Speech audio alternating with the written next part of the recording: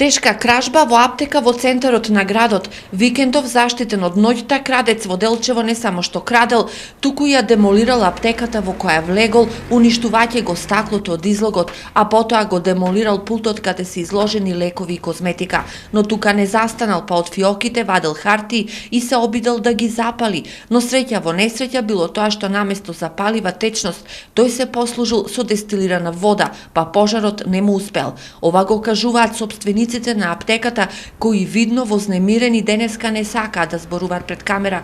Според нив украдени се само 1190 денари. Од СВР Штип го потврдуваат настанот и оттаму информираат дека сторителот е фатен. Станува збор за 18 годишно момче со иницијали АА.